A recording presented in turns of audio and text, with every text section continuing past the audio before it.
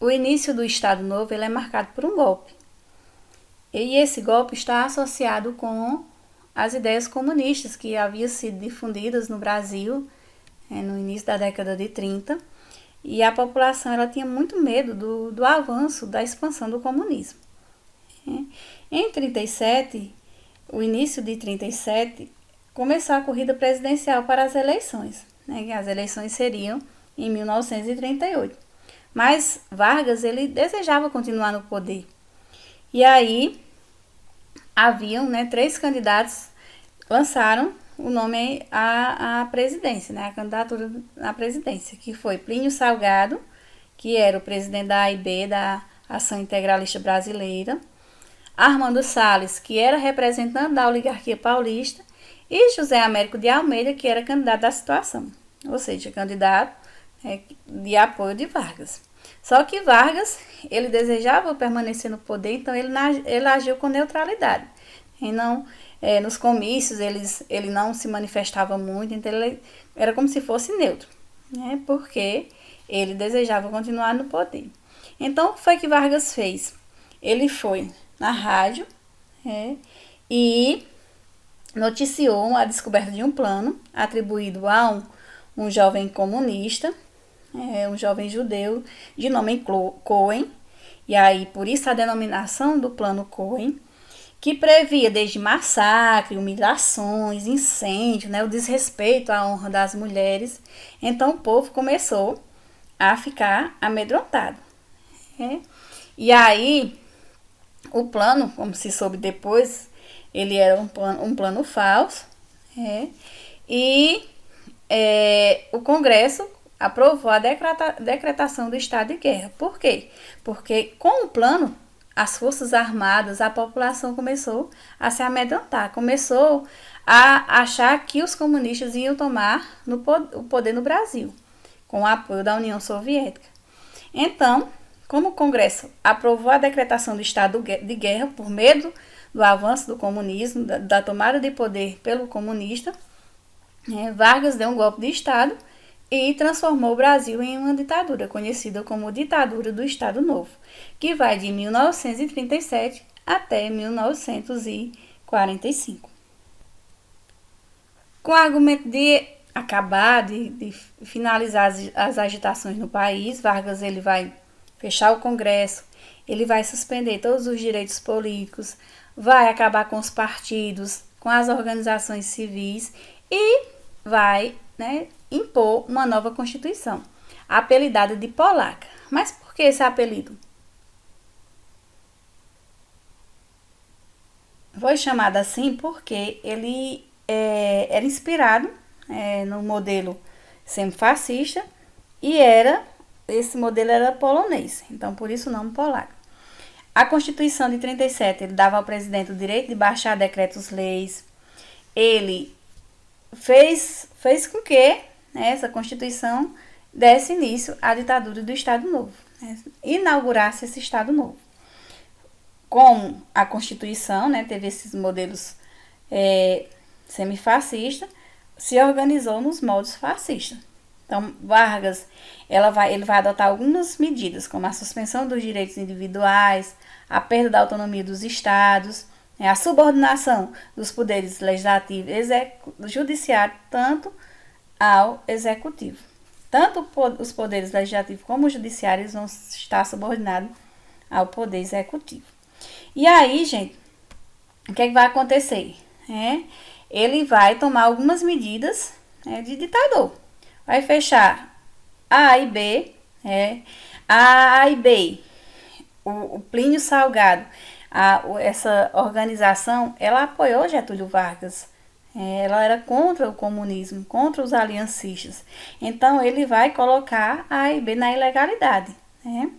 Em 38, houve um levante integralista. A AIB, por ter sido colocada na ilegalidade, ele vai invadir, alguns integrantes vão invadir o Palácio da Guanabara, na tentativa de derrubar o governo, mas rapidamente vai ser reprimido. E aí, Getúlio Vargas ele vai organizar o seu aparelhamento estatal. Como será esse aparelhamento estatal? Ele vai criar algumas algumas organizações, não, ele vai criar departamentos para poder ficar melhor de governado e organizar. E esses departamentos, eles vão eles vão burocratizar a administração. Que departamentos são esses? São dois principais, que é a DASP e o DIP, né? O que cada um quer dizer? A DASP, ela significava Departamento Administrativo do Serviço Público, foi um órgão do governo federal, foi criado durante esse governo de Getúlio Vargas. E para que ele criou? Para tentar organizar a administração pública. Tinha na Constituição de 37, estava previsto, e aí qual era o objetivo? Era melhorar a máquina estatal, a máquina pública. A DIP era Departamento de Imprensa e Propaganda. Qual era esse objetivo? Qual era o objetivo de Vargas a criar esse departamento? O governo de Vargas, ele não se impôs apenas pela violência, ele também se impôs pela propaganda de massa. Então, para convencer, para influenciar a opinião pública, ele criou, em 39, o DIP, que era o Departamento de Imprensa e Propaganda. O DIP, ele era encarregado de fazer a propaganda do Estado Novo e também fazer a propaganda do seu presidente.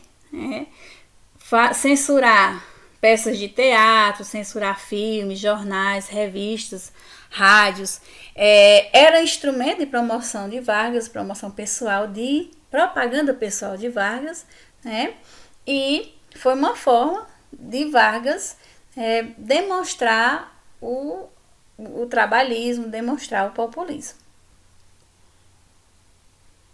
Uma característica importante do Estado Novo foi a aplicação da política de massa, né? O que seria essa política de massa? Era buscar a legitimação, buscar o apoio da massa, da sociedade em geral, né, das classes populares, em particular por meio do uso da comunicação de massa. O que foi que ele fez? Ele começou, né, essa política de massa, ela vai ser tanto usada aqui no Brasil como na Argentina, né, ligada à crítica que o povo fazia com o liberalismo. Ou seja, ele geralmente diziam-se que o liberalismo, né, era incapaz de resolver os problemas da época. Daí dizia que os assessores intelectuais de Vargas, a necessidade de um Estado forte, empenhado no progresso, dentro da ordem. Então, esse novo Estado, ele inaugurou um novo tempo. Por isso o nome de Estado Novo. E aí foi marcado pelos avanços, tanto nas políticas sociais como nas políticas econômicas. Vamos para o ponto econômico. O que foi que Vargas fez durante o Estado Novo? Economicamente, realizou investimentos para assumir os papéis de interventor e de empresário, investiu na produção cafeeira, cedeu espaço para minimizou a produção cafeeira, que cedeu espaço para a produção industrial, adotou o modelo econômico de industrialização por substituição de importação. Então, vai ser uma arrancada industrial no primeiro governo de Vargas. Vai ser iniciada e com o golpe do Estado Novo, ele vai fortalecer. Vai investir pesado no desenvolvimento industrial, né, visando suprir as necessidades do mercado brasileiro. Internamente, o que é que Vargas vai fazer? O governo ele vai tomar uma série de medidas decisivas para o avanço da industrialização, ou seja, política de proteção tarifária, políticas de crédito, empréstimo às indústrias a juros baixos. O que mais que ele vai fazer? Ele vai abolir os impostos interestaduais, né, o que facilita a circulação de matéria-prima, de mercadorias, tanto para a indústria como para o comércio. Então, Vargas ele vai ser um governo que é caracterizado pelo trabalhismo, e investir nessa política de massa, no povão, no apoio que o povo vai dar para o governo. Esse período, Vargas criou o CNP, que é o Conselho Nacional do Petróleo, que vai dar origem em 53, já no outro governo de Vargas, a Petrobras. Vai criar em 41 a CSN, que é a Companhia Siderúrgica Nacional. Em 42 vai criar a Companhia Vale do Rio Doce. Em 45 cria a CHESF, que é a Companhia Hidrelétrica do São Francisco. Em 42 ainda cria a FNM, a Fábrica Nacional de Motores, que vai produzir inicialmente motores de aviões. Com a criação dessas empresas, ele vai garantir o quê? A produção da matéria-prima, de bens intermediários, como peça, chapa de ferro, motor. Vai garantir também a produção de bens de produção, como máquinas, equipamentos industriais, que vão ser necessários tanto para as outras indústrias como para a diversificação industrial. O que Vargas também vai fazer? Ele vai redefinir o papel da agricultura na economia brasileira. Ele, como o café, a agricultura tinha sido pouco deixado de lado para se investir na industrialização, Vargas ele vai fazer o quê? Ele vai defender a cafeicultura, vai manter sua lucratividade. Em 31 e 39, ele vai lançar no mar algumas sacas de café para poder haver a procura. E aí ele vai criar alguns órgãos que vão até incentivar essa diversificação da agricultura, para não ser apenas no café. Então, a fim de se livrar da dependência do café, ele vai incentivar essa diversificação e vai criar o Instituto do Açúcar e do Álcool, vai criar o Instituto do Mate e do Pinho, vai criar o Instituto do Cacau na Bahia.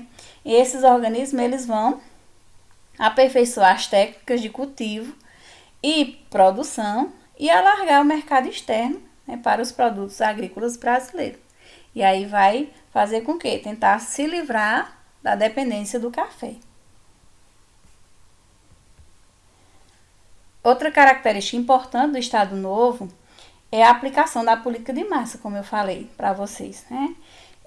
A política de massa ela vai ser aplicada no Brasil também e na Argentina, como essa questão da crítica ao liberalismo. O governo Vargas, ele vai, uma das características fundamentais é conceder benefícios aos trabalhadores e, ao mesmo tempo, usar esses benefícios para que os trabalhadores eles façam propagandas do governo. E aí, o que Vargas vai fazer? Vai usar isso, vai começar a conceder alguns benefícios para que o trabalhador ele se torne grato, seja grato para o resto da vida. O que ele vai criar? Ele vai, em 1º de maio de 43, no auge do populismo, ele vai criar a consolidação das leis trabalhistas, que ainda hoje, na festa do 1º de maio de 43, ele vai fazer o anúncio, e ainda hoje há alguns pontos da CLT. Ele vai, mais para poder a gente entender o que seria essa CLT, é como se fossem as leis, o que regula o trabalho. Como ele vai investir muito na indústria, então vai ter muito operário. Então, para que os operários eles trabalhem regulamentado, ele vai criar essas leis, que são a CLT, que é a CLT, aliás. Vai criar, a carteira de trabalho, vai criar a Justiça do Trabalho. Isso vai gerar a estabilidade do emprego após o 10º ano de trabalho. Vai criar o Ministério da Aeronáutica. Então, Vargas ele vai investir na industrialização. As indústrias precisam de trabalhadores. Ele vai organizar essas leis para que o trabalhador ele desperte o sentimento de gratidão.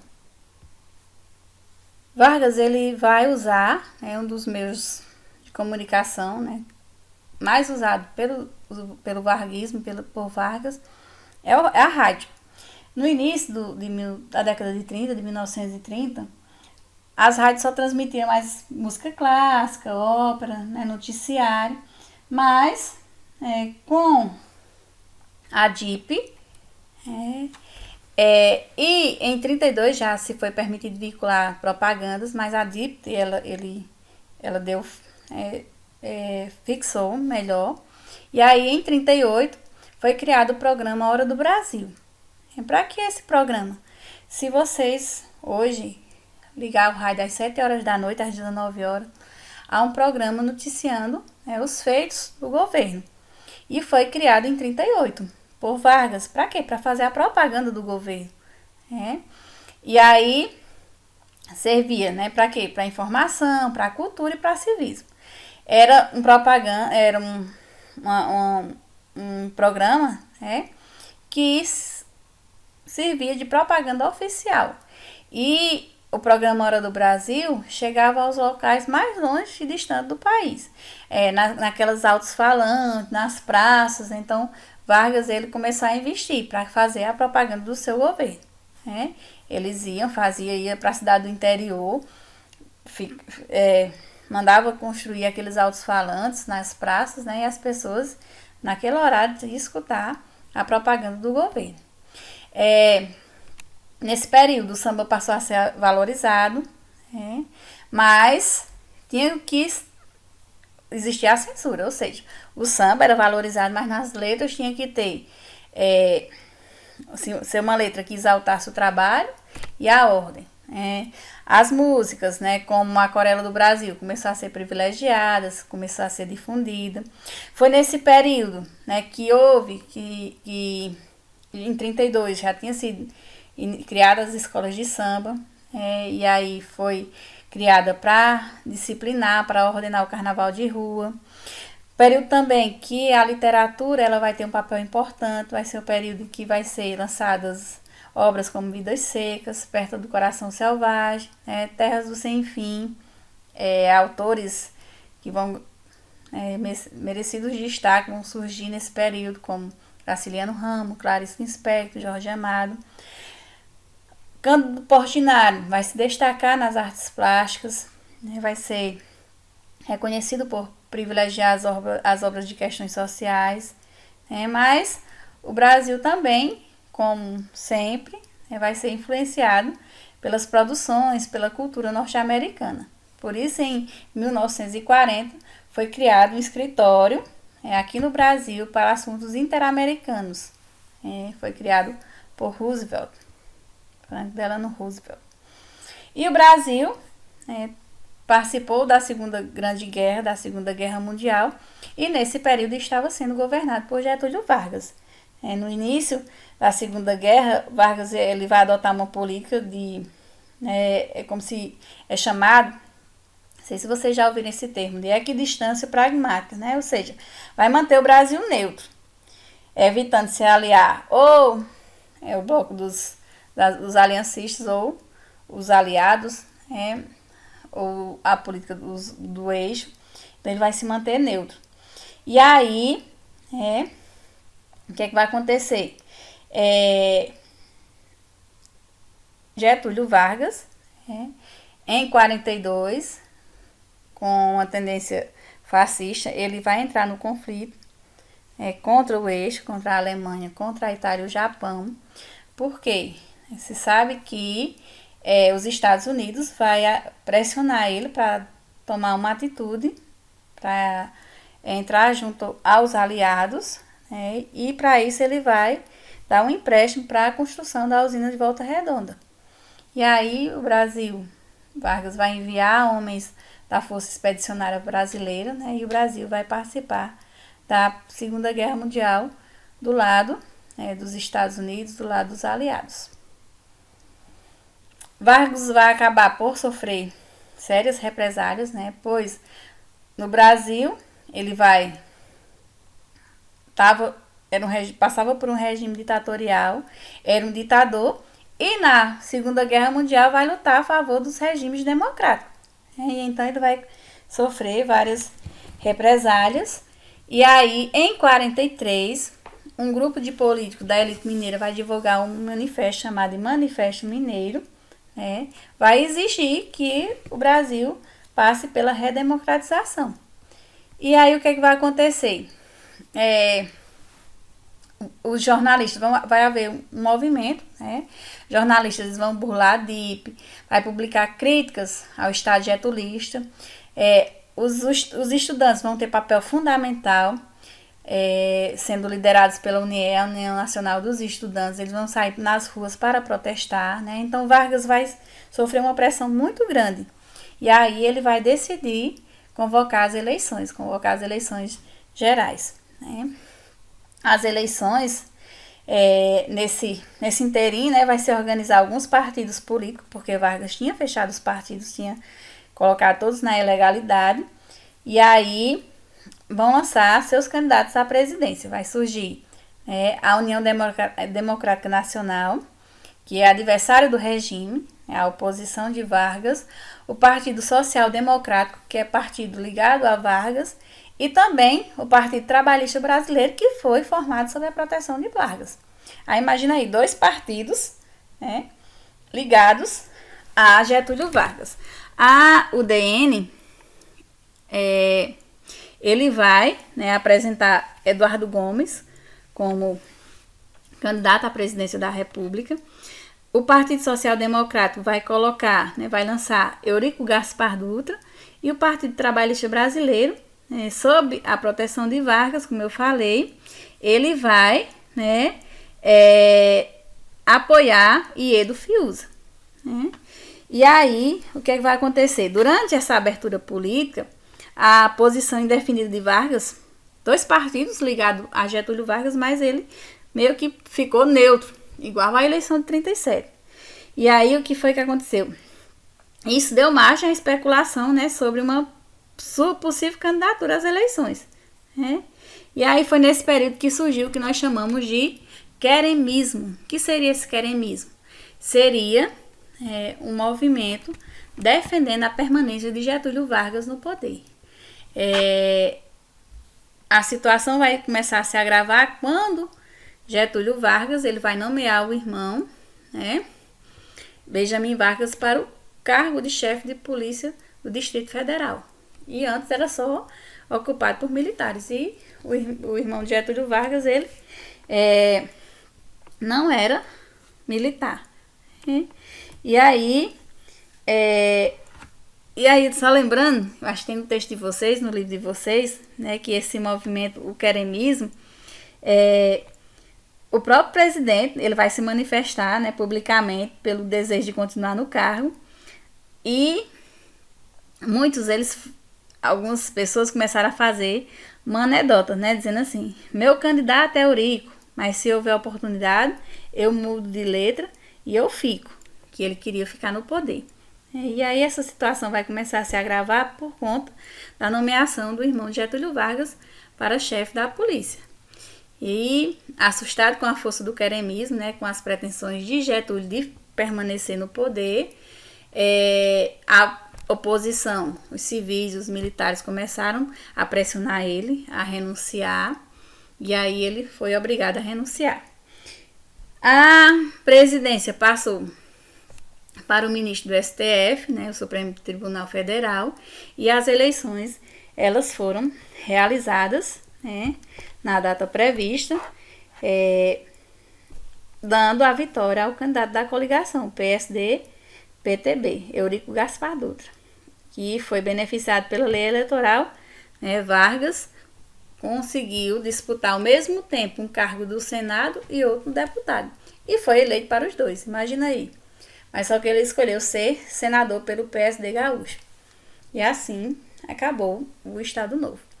Gente, eu espero que tenha ficado alguma coisa.